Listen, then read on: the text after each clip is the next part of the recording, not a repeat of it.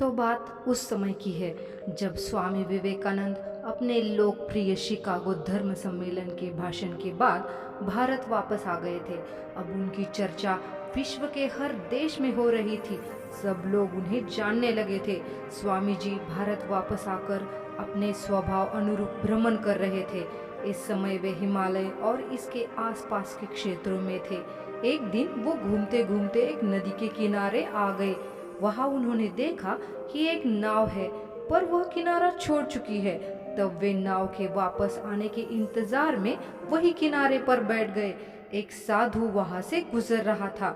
साधु ने स्वामी जी को वहां अकेला बैठा देखा, तो वह स्वामी जी के पास गया और उनसे पूछा, तुम यहाँ क्यों बैठे हुए हो? स्वामी जी ने जवाब दिया, मैं यहाँ नाव का इंतजार कर रहा हूँ। साधु ने फिर पूछा, तुम्हारा नाम क्या है? स्वामी जी ने कहा, मैं विवेकानंद हूँ।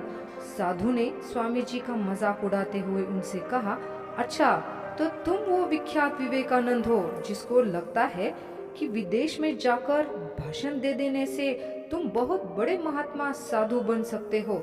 स्वामी जी ने साधु को कोई जवाब नहीं दिया।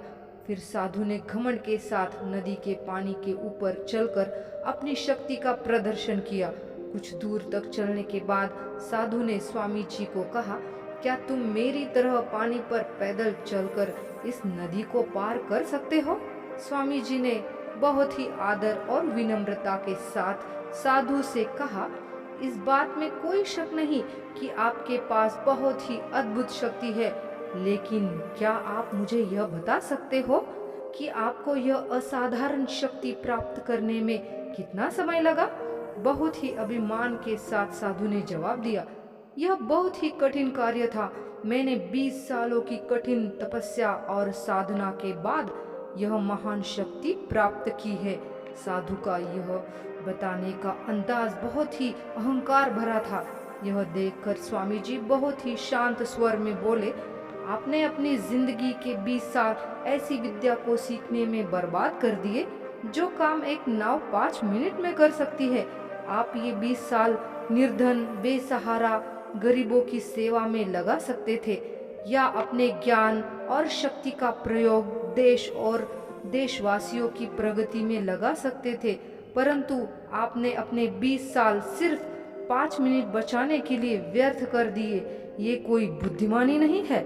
साधु सिर झुकाए खड़े रह गए और स्वामी जी नाव में बैठकर नदी के दूसरे किनारे चले गए।